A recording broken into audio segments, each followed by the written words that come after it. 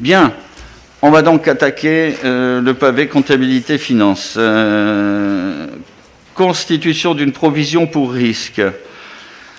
Alors, comme cette provision doit être actualisée, doit être, mise à jour, ça concerne, pour les plus anciens parmi nous, l'affaire Blicky. C'est une personne qui avait eu un sinistre automobile, un sinistre à vélo, qui se passait au niveau du lycée. Comme vous voyez, le nouveau lycée, il se situe un morceau à Condé, un morceau à Vieux-Condé, et en plus, l'intervenant au niveau des travaux, c'était la région. Donc, les uns, ils disent, je sais pas mis, c'est l'autre, et puis, voilà, ça se passe comme ça. Donc, aujourd'hui, vous allez voir qu'on a donc mis une provision, si je retrouve mon papier, qui est de, pardon, je l'ai devant moi, 4000. C'est une vieille affaire. Il n'y a pas de question sujet. Voilà, monsieur Liégeois. Avec un J comme joie. Bien. On peut passer au vote, donc. Y a-t-il des abstentions, des avis contraires? Eh bien, je vous remercie. Ajustement de 4 autorisations de programme et crédits de paiement. Il y a extension de la mairie. Je crois qu'on en arrive à la 5e année. De sommes qui sont indiquées. Vous avez le tableau d'ailleurs. Ensuite, vous avez aménagement de voirie cité Taffin, réfection des bâtiments communaux, éclairage public, il y a une coquille dans la dernière colonne. Éclairage public, il faut lire 812 640 € sur le crédit de paiement, ouverture. Il faut lire 812 640, ça correspond 2016-2017. En 2018, 351 600, la somme est bonne, et les 258 000 de la dernière colonne en bas, à droite, ça correspond 2019 et plus. Avez-vous des questions sur ce sujet qui est comment dire, récurrent? Pas de questions, on va donc passer au vote. Y a-t-il des abstentions, des avis contraires? Eh bien, je vous remercie. Ensuite, réduction de l'opération de programmation de crédit et de paiement, aménagement, espace nord-sud, non-réalisation des tranches conditionnelles. Donc, dans cet objet, les tranches conditionnelles sont non soldées ou non consolidées à ce jour. Avez-vous des questions? Oui, monsieur Van der Ven. Je n'ai pas bien compris cette délibération, monsieur le maire, parce que ça concernait finalement, ça rentre dans le cadre de l'ANRU. Oui, tout à fait. Il y avait donc une opération entre Normandie et Bète, et il y avait une opération autour du foyer, notamment en termes de voirie. Et donc, que signifie cette délibération? On refuse l'argent de l'ANRU, ou bien on arrête les travaux tels qu'ils sont? Voilà. Il y a une imprécision au niveau de la délibération.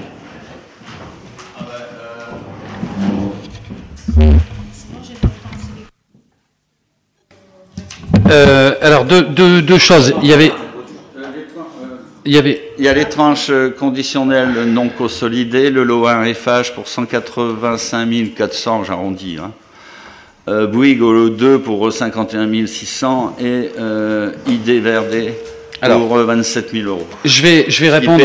264 120 €. Je vais répondre précisément. Il y avait d'abord 2 tranches fermes. Une première tranche rue de Normandie, une deuxième tranche rue Boucau, qui est en cours de fin de travaux. Sur ces 2 tranches, il y avait des tranches conditionnelles, c'est-à-dire des choses sur lesquelles on pouvait prendre ou déclencher ou ne pas déclencher, qui étaient attribuées à la première tranche et à la seconde tranche. Ces tranches ne sont pas levées puisqu'on a terminé les travaux qui étaient dans l'objectif de l'ANRU. Et pour le lot numéro, je crois que c'est le 3 de mémoire, concernant les branchements, c'est tout simplement parce que nous avons fait des parcelles devant la rue Boucau, 8 parcelles dont on va parler tout à l'heure d'ailleurs, puisqu'on crée un budget annexe pour la vente de ces parcelles. Et de mémoire, avant ça, il devait y avoir 12 ou 14 branchements de prévus, et pour finir, les 8 parcelles font 8 branchements, donc moins de branchements à faire sur les lots, ce qui explique la moins value, la moins dépense, puisque votre version, en termes de branchement, enfin ce qui avait été provisionné en termes de branchement, je crois que c'était 12 ou 14 branchements, j'ai plus le souvenir exact du... en face du foyer, sur la rue Boucau, sur la parcelle arrondie. Avec Pierre et Territoire, exactement. Je crois que c'était 12, de mémoire. Donc, aujourd'hui, on a 8 parcelles. Ces 8 parcelles vont être bien évidemment elles sont connectées. Donc, forcément, sur le coup, on a moins de dépenses puisqu'il y a 8 branchements au lieu de 12 ou 14. J'ai plus le chiffre en tête, mais ce qui explique les écarts de prix. Quant aux travaux des 2 tranches, enfin, la première, rue Normandie, elle a déjà été réalisée depuis un certain temps. La deuxième, on ne l'a pas enclenchée tout de suite puisqu'on a toujours d'ailleurs les travaux du foyer. Il y avait du passage de roulants assez lourd, d'engins. Là, aujourd'hui, elles sont réalisées, elles sont en cours de finition et en cours de réception, puisqu'on a quelques soucis, notamment sur des passages cloutés qui ont un peu été dessinés bizarrement, mais rien d'alarmant. Et le tour arrière du foyer a bien été fait avec la clôture et le réaménagement, où on doit d'ailleurs retirer des souches. Ce qui est malheureux, c'est que les clôtures ont d'abord été posées et on va retirer les souches après pour pouvoir refaire le trottoir entre la clôture et la voirie. Donc tout le reste a été respecté par rapport à l'enrue et à la couverture. Est-ce que ces explications vous conviennent? Merci. Donc on peut passer au vote? Oui? Monsieur David Bussin n'a pas répondu à la question. La liaison entre rue Bette et rue de Normandie, parce qu'il y a une amorce qui a été faite, et elle ne sera pas réalisée, donc... La liaison entre la rue Bette et la rue de Normandie. Là, on va dire la grande route. On va l'appeler comme ça. Ce que vous parlez, c'est... Oui, mais elle avait un nom, j'ai oublié son nom. Mais la pénétrante qui était entre les deux et qui permettait quand on part vers Bonsecours, de prendre à gauche après le carrefour, pour que tout le monde essaye de situer, après l'église. Non, celle-là, elle ne sera pas réalisée, en effet. Non, elle ne sera pas viabilisée en dur comme elle devait l'être, en effet. Elle ne le sera pas. Il y a longtemps que je suis passé, il reste encore des garages, non? Je crois plus qu'il reste encore des garages, je crois plus. Oui, monsieur Hague. Non, mais simplement l'explication de David. Donc, ce qui veut dire que lorsqu'on prend dans la rue de Normandie, on peut aller sur la droite, donc on arrive à un cul-de-sac où il y a même une épave de voiture brûlée qui est encore là. Ça, c'est la première chose. La deuxième chose, le panneau entrant, parce que lorsque nous sommes dans la rue de Normandie, nous sommes en sens unique. Donc, ce qui veut dire que le panneau entrant dans le projet précédent permettait aux voitures de pouvoir prendre sur la gauche le long des garages.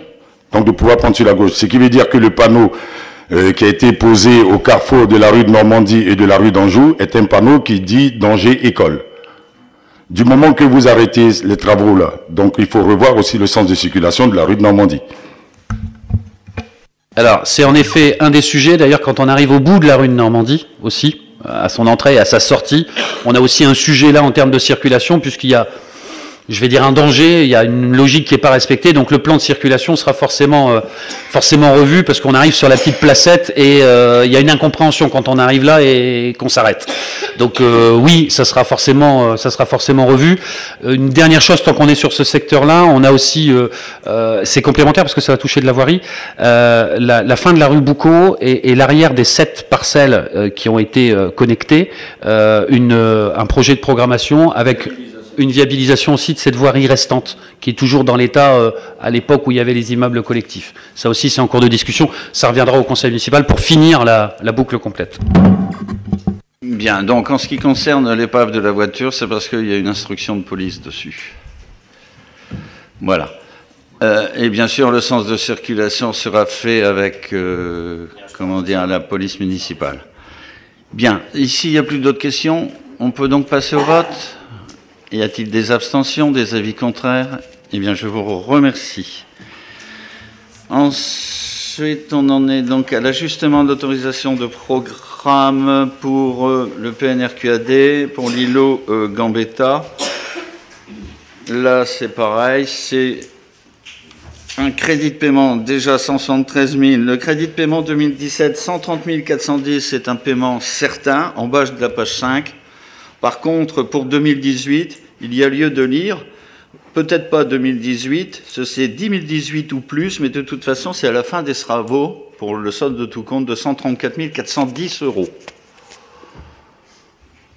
C'est une continuité de l'information qui n'a pas changé.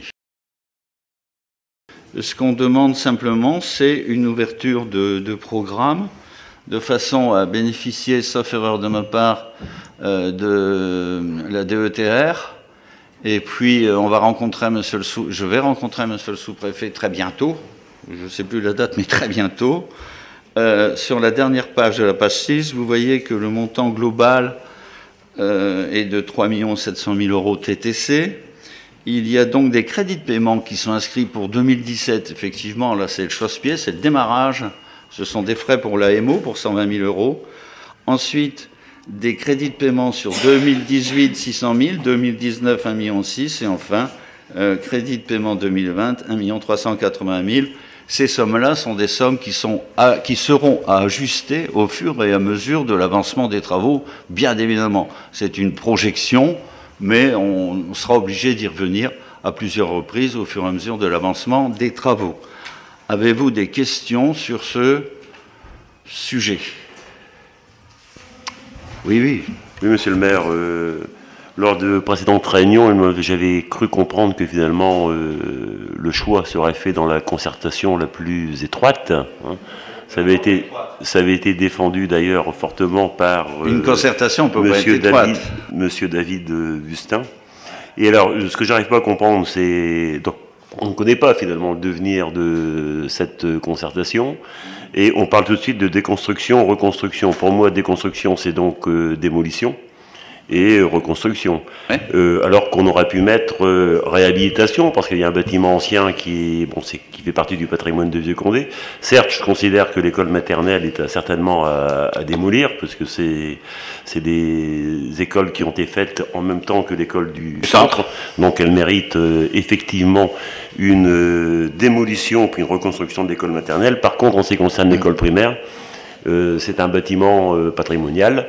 Voilà, est-ce que la concertation est déjà terminée? Est-ce qu'on va démolir ce bâtiment?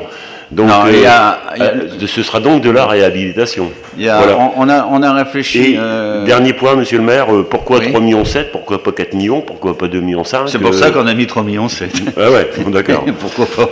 Non, mais c'est vrai que ce bâtiment a quand même une petite signature architecturale qui fait un peu Vieux-Condé.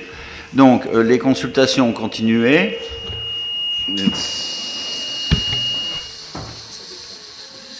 Bon, je ne sais pas, pourtant j'ai tout écarté.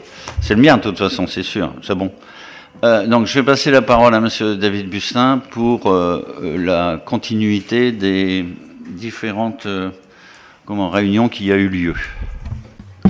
Alors, comme on l'avait précisé la dernière fois, alors pourquoi on parle de déconstruction et pas de démolition? C'est tout simplement parce qu'il y a un phasage. C'est-à-dire que concrètement, l'école doit maintenir son activité pendant la phase de déconstruction et de reconstruction. Donc on a un ensemble de bâtiments, c'est un bâtiment en continuité, mais c'est un ensemble de bâtiments. Donc on commence par un morceau du bâtiment, donc on attaque une partie de démolition, c'est pour ça qu'on appelle ça déconstruction, puisque en attendant, on loge les enfants dans des préfabriqués. Alors, je pèse mes mots, parce que quand on dit préfabriqué, ça peut être péjoratif. C'est pas des baraques de chantier, excusez-moi de l'expression, mais c'est des préfabriqués dignes de ce nom qui sont aujourd'hui, qui servent pour du qualitatif pour accueillir les enfants et maintenir l'activité scolaire sur le site dans une zone différente de là où on déconstruit. Donc on déconstruit une partie, on reconstruit la nouvelle partie et ainsi de suite jusqu'à la fin des différentes phases. D'où la longueur des travaux, puisque c'est plus facile quand on rase tout d'un coup et qu'on reconstruit tout, ou quand on est sur un champ et qu'on n'a rien au départ. Ça c'est la logique. Concernant la concertation, Monsieur Van der Hoeven, comme je l'ai précisé au dernier conseil municipal, nous avons créé un comité de pilotage. Je rappelle que ce comité de pilotage, en aucun cas, n'est obligatoire. Nous avons voulu ouvrir la concertation et dans ce comité de pilotage aujourd'hui, nous avons vos serviteurs bien évidemment, nous avons le Conseil citoyen, donc des représentants du Conseil citoyen. Je rappelle que le Conseil citoyen, c'est une obligation réglementaire, mais qu'ils ont aussi une indépendance, c'est-à-dire que le Conseil citoyen a choisi en leur sein les membres, les représentatifs. Nous avons la directrice de l'école, nous avons différents professeurs des écoles, je crois qu'ils sont 4 de mémoire. Nous avons aussi les parents d'élèves qui sont présents et qui représentent forcément les parents d'élèves, tout est dans le nom. Nous avons l'inspection de l'académie qui est aussi présente, donc le comité de pilotage fait 25 personnes approximativement. On s'est réunis 2 fois. Il y a des propositions qui ont été faites par la société MP Conseil, qui est notre AMO, c'est-à-dire l'organisme qui nous accompagne, et qui nous a fait le chiffrage prévisionnel des 3 700 000 euros.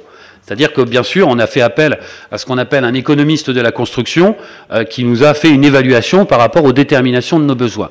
Donc le comité de pilotage s'est réuni une première fois pour présenter des différentes possibilités, des différentes versions de déconstruction, de reconstruction, à quel endroit on reconstruit quoi, la détermination des besoins, etc. Donc suite à ça, MP Conseil, donc la société, ce qu'on appelle l'AMO, est reparti avec sa copie, est revenu en comité de pilotage, je ne sais plus, je crois que c'était la semaine dernière, excusez-moi, je crois que c'est ça, hein, 30 mars, c'était la semaine dernière, où le comité de pilotage, c'est-à-dire la population, les parents d'élèves, les professeurs des écoles, le conseil citoyen, etc. La personne d'MP Conseil est venue se présenter également et a présenté les différentes versions, et une version a été choisie. Maintenant, sur l'aspect patrimoine, on n'est pas sur un patrimoine classé, qu'on soit bien attentif à ce qu'on dit en termes techniques. On est sur un patrimoine qui a une valeur dans l'historique de la ville de Vieux-Condé. Le comité de pilotage, parce qu'on s'est posé la question de savoir si on gardait un morceau de l'existant et qu'on pouvait incorporer un nouveau bâtiment dedans. Le problème, c'est que techniquement, le seul bâtiment qui a une signature, c'est la partie centrale qui est la plus abîmée aujourd'hui. L'ancienne habitation. On va l'appeler comme ça, parce qu'elle est vraiment en état de délabrement très avancé. Donc, en concertation avec le comité de pilotage, il a été décidé non pas de garder ça, parce que si, pour les gens qui connaissent l'école du Mont-de-Perouet, et si pas, je vous invite à aller la voir, on a une façade en forme de maison au milieu du groupe scolaire, mais qui n'a pas de signature architecturale très particulière. C'est de la brique traditionnelle avec de la toiture. Ce qu'on a donc demandé, c'est que dans le futur cahier des charges, parce que tout ça va ressortir un cahier des charges, avec un concours, on demande aux architectes, puisque c'est un concours, des architectes vont répondre, à ce qu'on ait un rappel de cette structure et de la façon dont elle est faite aujourd'hui dans ce qu'on appelle dans l'espace, c'est-à-dire le bâtiment comme il est fait aujourd'hui. Donc les architectes ne vont pas avoir une feuille blanche à remplir, on va pas les enfermer non plus, parce que c'est eux les sachants, mais on va leur dire au minimum ce qu'on veut. Concrètement, on veut pas une soucoupe volante en plein milieu du quartier qui vient atterrir là bizarrement. Donc on veut une réflexion. C'est le comité de pilotage qui l'a validé, avec du souhait d'avoir de la brique. Alors on peut avoir une structure bois à l'intérieur, mais la volonté d'avoir de la brique, la volonté d'avoir de la tuile, parce qu'il y a une continuité dans le quartier, de pas avoir de toiture terrasse, parce que je vous en supplie, les toitures terrasses dans le Nord, il faut que ça s'arrête, parce que c'est quelque chose qui devient de la folie furieuse. Donc voilà, c'est une intégration dans le site. Quant à la concertation, pour aller jusqu'au bout, ensuite, ça sera un jury qui sera formé avec les membres de la commission d'appel d'offres dont vous faites partie, 3 architectes qui feront partie de ce jury et qui donnera un classement. Il faut savoir que quand on lance une consultation comme ça, vous avez entre 70 et 100 réponses d'architectes, au niveau national, voire international, puisque ce sera un appel d'offres ouvert européen, vu les seuils.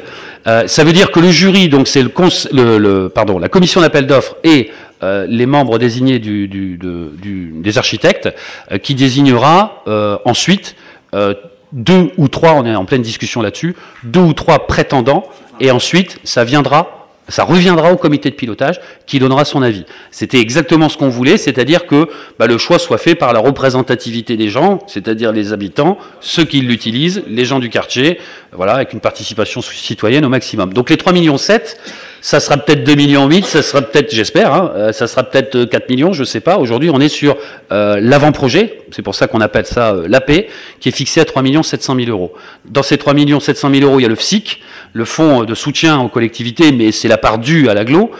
Le montant total est de 817 000, donc on vient prendre 100% du FSIC et on le rentre dans le programme. Et ensuite, on espère une DETR, c'est-à-dire la dotation d'équipement des territoires ruraux, ça c'est à la main de l'État et donc du sous-préfet, qui peut aller de 20 à 40%. Il forcément, on préférerait avoir 40%, donc on fera tout pour. Donc voilà ce que je peux vous dire aujourd'hui sur le comité de pilotage, sachant que l'action des élus, qu'ils soient d'opposition ou de la majorité, rentrera dans la danse au moment de la commission d'appel d'offres, et donc un des choix forcément le plus important, en l'occurrence le choix des architectes, des 2 ou 3 derniers architectes qui seront retenus. Voilà ce que je peux, si j'ai été clair, hein. J'ai essayé d'être le plus clair possible. Dans les personnes qui sont autour de la table, tu as oublié Madame la directrice. Ah pardon, et deux de ces institutrices ou 3, hein, qui font partie école primaire, école maternelle.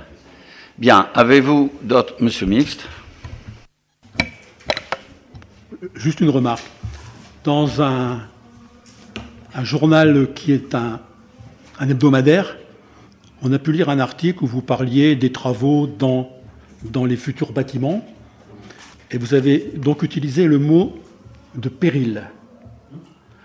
Je pense que c'est un mot qui pourra inquiéter les familles, parce que c'est une école qui, depuis quelque temps, est un peu fragile sur les effectifs, avec des classes qui ont été donc supprimées. Il y a une classe qui vient d'être réouverte, et j'espère qu'elle va l'être définitivement. Je pense qu'il faut aussi rassurer les parents que s'il y avait du péril, il faudrait prendre un arrêté de péril tout de suite. Et s'il n'y a pas péril, il faut donc dire aux parents que tranquillement les travaux vont donc avoir lieu, comme on vient de nous le dire. Ce sont donc des travaux que nous approuvons, mais nous regrettons de ne pas y être associés suffisamment. On le sait. Donc je pense qu'il faut faire attention à ce mot de péril. Monsieur Mix, il y a longtemps que vous avez visité le bâtiment, et en particulier l'ex-usage d'habitation. C'est plus une habitation. L'ex-usage d'habitation. C'est dans un état de putréfaction avancé. Je suis entièrement d'accord avec vous. Ouais. D'accord. Dès que les directeurs ont donc quitté les lieux, on avait eu à l'époque des projets de réhabilitation. On pensait au service jeunesse, ou des choses comme ça. Ça n'a pas été donc finalisé. Et je trouve normal que ce soit donc rasé. Hein, tout à fait normal. Mais ce qu'il y a eu de fait dans cette habitation, Alain, excuse-moi de t'interrompre, c'est d'avoir tout fermé, les aérations. Et ça a généré le développement de la mérule et du champignon. Mais c'est fait, c'est tout. Du passé, faisons table rase. C'est une chanson. Donc, je pense qu'en même temps, la partie de l'école qui est donc réservée à l'enseignement, je pense qu'elle reste suffisamment saine, hein, même s'il y a des choses à faire, nous sommes d'accord. Mais je pense qu'actuellement, les élèves et les enseignants qui y sont vivent, je veux dire, des moments tranquilles, quoi. Il n'y a pas un réel danger. Suite à la visite qu'on a effectuée, bien sûr, avec M. Didier Simon, et l'adjoint aux travaux, vas-y. Alors, une réponse en pesant mes mots. Vous avez raison, Monsieur Mixte, il faut être prudent sur le langage. Maintenant, il y a un constat de vétusté d'un certain nombre de bâtiments. La face avant de la bibliothèque, la plus belle, j'ai envie de dire, ce qu'on appelle le deuxième château avec celui du CCAS, puisqu'on retrouve la même signature. Aujourd'hui, d'ailleurs fermé et coupé pour protéger les habitants et le personnel. Voilà, on a un certain nombre de bâtiments comme ça où on a une vétusté. Donc on a essayé de répertorier les bâtiments. On a à peu près j'arrondis le chiffre, mais à peu près 50 000 mètres carrés de bâtiments, de patrimoine bâti. Donc forcément, on l'a récupéré, je fais pas de débat, on l'a récupéré comme on l'a récupéré. Bref, aujourd'hui, on a des choses qui sont importantes. Je pense au complexe sportif, on a les chéneaux à refaire. Les chéneaux, c'est une horreur, ça coûte 80 100 000 euros parce qu'il faut tout refaire. Non, je parle du complexe sportif.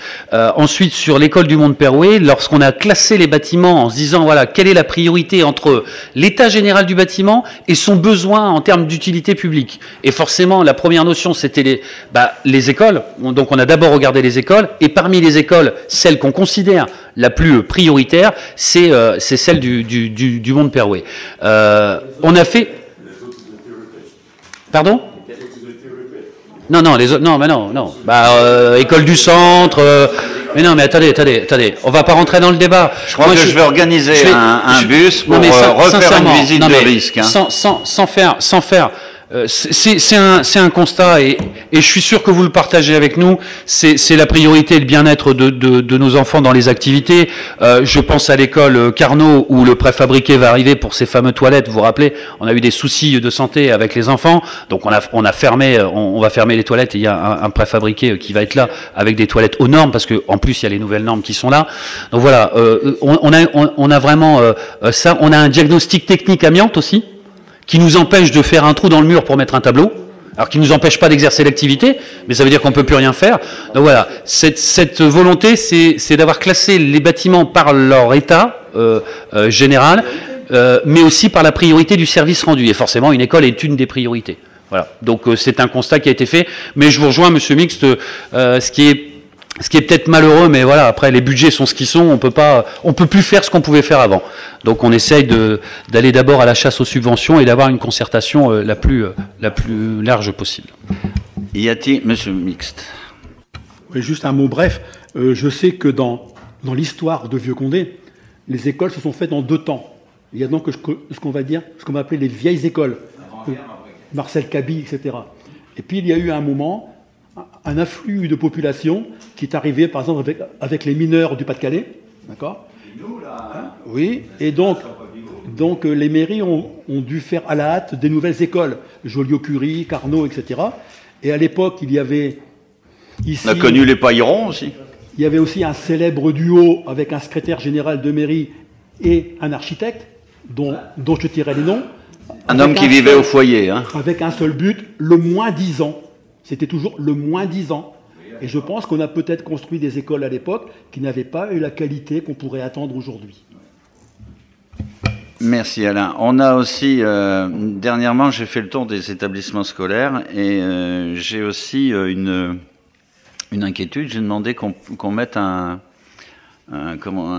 témoin sur Marcel Caby, parce que quand vous regardez la façade, l'entrée principale, il y a une fissure qui m'a l'air de continuer à bouger. Est-ce que c'est le mouvement de terrain avec le puits de mine, ou est-ce que c'est un mouvement de terrain qui est dû à une sécheresse, ou l'inverse, trop d'eau? Mais au niveau de l'état des bâtiments, faudra y penser. Je vais faire un bus pour aller revisiter, pour réactualiser un peu la vision des gens. Je crois que ce serait pas mal. Voilà, je vous remercie. Y a-t-il, Monsieur Sider? On ira aussi visiter l'église. Je voudrais aussi répondre à Monsieur Mixte, parce que quand Monsieur David Bustin parle de péril, il n'est pas que visuel, parce que ça peut être aussi un péril intérieur. Ce que je m'explique, ça peut être aussi un champignon, parce que c'est là où c'est dangereux. Les enfants, ça ne se voit pas et ça peut être dangereux, quoi. Donc voilà. Merci Joël de cette précision. Y a-t-il d'autres informations, débats? S'il n'y a plus, M. Van der Hoeven, on peut passer au... C'est tout? On peut passer au vote? Bien. Y a-t-il des abstentions? Des avis? Une abstention, Madame Fontaine. Sans explication, votre abstention, Madame Fontaine? Vous pouvez appuyer, s'il vous plaît, pour être enregistré? Moi, je voudrais faire partie de voir, parce que je suis née à Vieux-Condé, j'ai travaillé à Vieux-Condé, j'ai fait travailler des gens à Vieux-Condé, j'ai quand même le respect de savoir. Merci. Alors aujourd'hui, je m'abstiens. Ok, c'est noté. Merci de cette précision. Les enfants des écoles vous en seront reconnaissants. Abstention, avis contraire, tout ça c'est fait. Donc on va passer maintenant à l'avance du budget annexe lotissement Boucau. Alors ça c'est quelque chose de particulier dont on s'est un petit peu expliqué en commission de finances. C'est vraiment un budget annexe pour une somme de 120 000 euros. Cela concerne le lotissement Boucau dont M. David Bustin a parlé tout à l'heure. La somme d'une avance est de 120 000 euros. Il y a lieu de lire, page 7, décide d'effectuer une avance de 120 000 euros au budget annexe et pas au budget principal. Madame Watley va vous donner plus d'explications parce que c'est un domaine technique assez bizarre, mais que voulez-vous, c'est ainsi. Il faudrait correspondre à ça pour ceux qui ont un peu de notion de comptabilité privée ou de société, comme une gestion de stock. Autrement dit, Ces 120 000 euros, j'essaie de parler le plus clair possible. Après, vous allez voir Sylviane, s'il n'a pas le décodeur, on va rien comprendre du tout. C'est comme si on avait un stock. Ce stock, en réalité, c'est ce patrimoine de 120 000 euros. On sait qu'on va le vendre. Donc, à partir du moment où on va le vendre, on va s'en débarrasser et on va avoir une recette. Autrement dit, ensuite, quand l'opération sera terminée, on fera ce qu'on appelle une opération croisée, débit-crédit, si on veut. Taxe municipale, comme annoncé dans les différents discours que j'ai pu faire, vœux ou journaux municipaux, sites et ainsi de suite, il n'y a pas de modification des taxes, malheureusement ni à la baisse ni à la hausse. La taxe d'habitation, je vous rappelle le taux, 33,94. La taxe foncière bâtie, 39,38. Et la taxe foncière non bâtie, 124,33. C'est inchangé depuis très longtemps. Avez-vous des questions à ce sujet avant de passer au vote? Il n'y a pas de questions, on va donc passer au vote. Y a-t-il des abstentions, des avis contraires? Eh bien, je vous remercie. Ça, c'est aussi technique, mais c'est budgétaire. Je sais que c'est pas marrant. Reprise des résultats, reprise anticipée, pardon, des résultats 2016.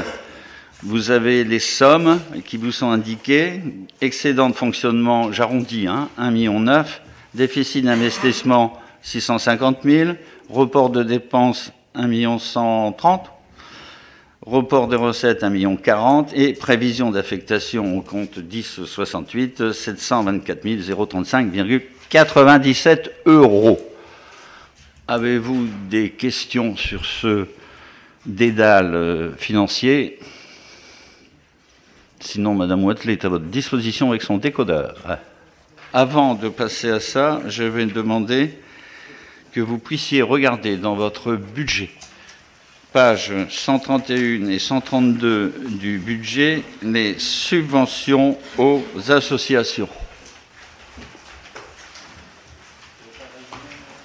Et sur le déroulé, il faudra en même temps regarder les pages 11, 12, 13.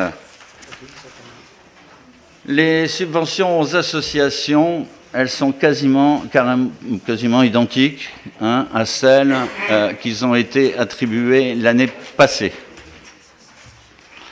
Je vous rappelle qu'en commission de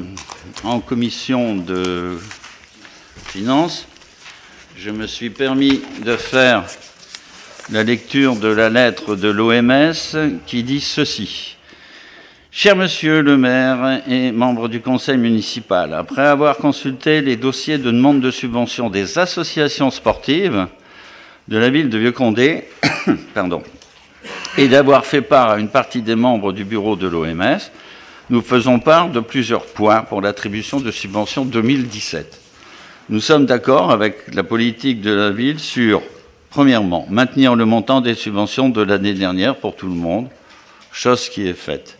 La modification du montant, il demande des modifications. Pour la Balle d'Or, il demande 1 000 € étant donné la non-utilisation de locaux de la ville. À titre personnel, pour y avoir été relativement au moment avec Serge, pour l'instant, ils vivent sous une toile de tente, un barnum, comme on dit, mais j'ai l'impression qu'il y a beaucoup plus de trous que de tissus. Mais ça, c'est un avis personnel.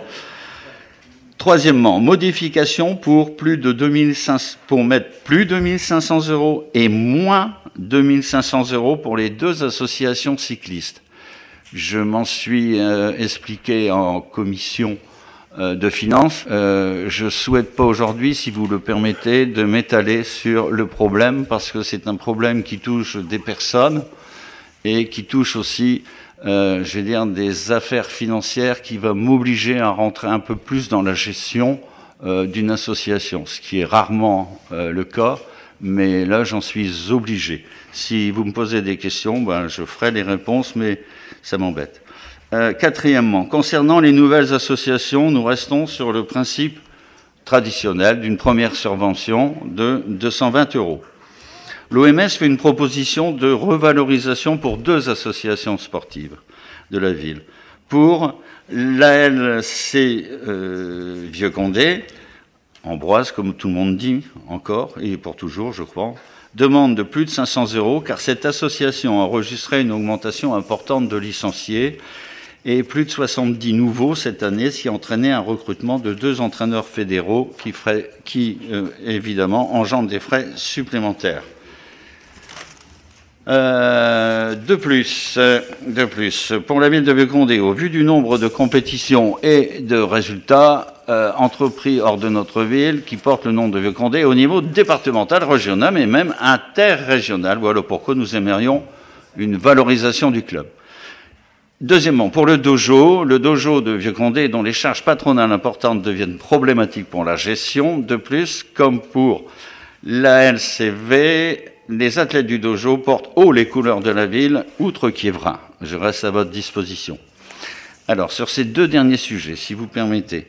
En ce qui concerne, par exemple, la Vivicita, ce soir à 17h, je me suis permis d'intervenir auprès de l'agglo de Valenciennes pour avoir confirmation d'une chose. Les dossards, supposons qu'il y ait 300 dossards, vu qu'il va y avoir beaucoup plus de personnes, c'est 1 € par dossard. C'est comme ça. La subvention de l'agglo de Valenciennes, c'est ça. Donc, j'ai demandé un rendez-vous et monsieur l'adjoint, Serge Fort, va aller à l'agglo de Valenciennes avec le président de l'OMS accompagné de qui voudront. Le rendez-vous à Joël Soyeux est demandé. Joël Soyeux, c'est le président de la commission numéro 7 et plus particulièrement du sport. Ensuite, ça, donc, c'est dans les tuyaux, hein, c'est en route. Je ne pense pas qu'ils auront peut-être satisfaction sur 2017, mais autant suspend-on vol, on verra bien. Pour votre information, je voulais vous dire que malheureusement Ambroise nous a quittés et ils ont perçu quand même les 2 dernières années avec un peu de retard. En ce qui concerne le dojo, je suis particulièrement affecté, je vais vous dire pourquoi, parce que moi je fais partie de la commission numéro 7 et pour bénéficier d'une subvention de l'agglo, la règle du jeu, elle est ce qu'elle est, elle est simple, elle mérite peut-être d'être modifiée, mais elle existe. La première des conditions, c'est très simple, c'est que ce soit un sport olympique. À part le 4-21 à la belote, je crois que tous les sports à Vieux-Condé font partie des disciplines olympiques. Deuxièmement, que cette association appartiennent à une fédération. Par exemple, la Fédération française de foot, de tennis, de dojo, de judo, de machin, et voilà. Ensuite, quand il dit que le dojo club, les athlètes portent haut les couleurs de la ville outre-Quiévrain, j'en suis convaincu, j'en suis persuadé, je les remercie, mais seulement le problème, c'est la 3e condition. La condition que l'agglo met en œuvre, c'est de dire compétition par équipe. Autrement dit, aujourd'hui, mesdames et messieurs, nous avons la cathédrale des sports du dojo et sur Vieux-Condé. Et celle qui représente les Hauts-de-France, c'est la ville de Condé, qui bénéficie à travers l'agglo du fait qu'ils font de la compète par équipe, de subventions. Dernièrement, ils ont organisé une compète en faisant venir des pays européens et des pays méditerranéens. Ils ont bénéficié, de mémoire, je crois, d'une somme comme 5 000 €. Par exemple, le hockey sur gazon bénéficie de 10 000 €. Et le dojo du Vieux-Condé ne peut pas bénéficier de subventions de l'agglo, tout simplement parce que c'est pas une représentation par équipe, alors qu'on a des champions de très très haute volée, et c'est Condé qui porte haut les couleurs du département des Hauts-de-France, avec ce qui va avec, les subventions et compagnie. Voilà ce que je voulais vous dire. Y a-t-il des observations concernant les pages 131 et 132 du budget, et ensuite on viendra sur les 11, 12, 13. Monsieur Francaga. Non, mais j'ai une question et je voulais aussi apporter des précisions sur ce que vous dites concernant le dojo. Ma première question, c'est que vous avez abordé tout à l'heure le fait de rencontrer M. Soyeux concernant la Vivicita. Donc ma question, elle est adressée à M. Forte. La Vivicita étant une action qui a été mise en œuvre sur la ville de Vieux-Condé depuis maintenant 7-8 ans. C'est mondial. une action qui était mise en œuvre depuis 7-8 ans sur la ville de Vieux-Condé, qui était une action co-gérée donc par le Centre socio-culturel et l'ALC. Donc, depuis 8 ans, c'est une action qui est menée dans chaque quartier pour une course pédestre. Mondiale. Voilà. Le fait que la ville se présente à l'agglo pour demander la sollicitation financière dans le cadre de la Vivichita, est-ce que ce n'est pas... Ils l'ont déjà, hein, depuis des années. Hein. C'était pour les foulées, monsieur le maire, pas pour la Vivichita. C'était pour les foulées. Non, c'est sur les dossiers. Non. Monsieur, attends. Monsieur Aga. Excusez-moi. Monsieur Aga, non, il y a quelque chose. Non, je regrette. Il y a quelque chose qu'il faut absolument préciser. Auriez-vous l'honnêteté intellectuelle de dire à combien de réunions de la commission 7 vous avez fait partie lorsque M. Van der Hoeven a donné sa démission de l'agglo, vous l'avez remplacé? Combien de fois vous êtes venu à la commission numéro 7, s'il vous plaît? Répondez-moi avant. Monsieur le maire, je n'ai pas à vous répondre sur cette question déjà, premièrement. Pourquoi? Alors, je vais répondre à vos lieux et place. De votre part, je ne vous ai jamais maire, j'aurais apprécié. Vous avez de la chance, J'aurais apprécié d'avoir à côté de moi un président de football c'est moi qui vous ai retiré la parole. Bien sûr, c'est moi qui vous ai retiré la parole. Mais bien sûr que je vous coupe, et c'est peut-être pas terminé. Jamais vous n'êtes venu à la commission numéro 7 depuis le départ de M. Van der Hoeven. Et moi j'aurais aimé, monsieur, avoir à côté de moi un président de club de football, parce que moi je suis un candide, je suis un généraliste, et quand on aborde des problèmes concernant en particulier le sport que vous aimez, le football, et qu'on est en train de se battre pour obtenir le championnat du monde féminine sur l'agglo, vous avez vu aujourd'hui dans la Voie du Nord, l'excellente Voie du Nord, on est en train de faire une pelouse hybride. Ensuite, il y a un investissement lourd à faire au niveau des toilettes. Parce que, forcément, les madames, ils ont une différence, vous devez le savoir, avec les messieurs, moi je l'espère. Et ensuite, je suis en train de me battre, monsieur Franck Aga. Ces jeunes femmes, au demeurant charmantes, qui vont venir, je l'espère, parce qu'il n'y a que 2 stades au nord de Paris. Il y a Reims et Valenciennes. J'espère que Valenciennes s'est retenue. Tout simplement pourquoi? Parce que la situation géographique par rapport à l'Angleterre, à la Belgique, la Hollande et ces pays-là pourrait nous donner... Mais il va y avoir des problèmes d'entraînement pour ces personnes. Et je suis en train de me battre pour que Vieux-Condé possède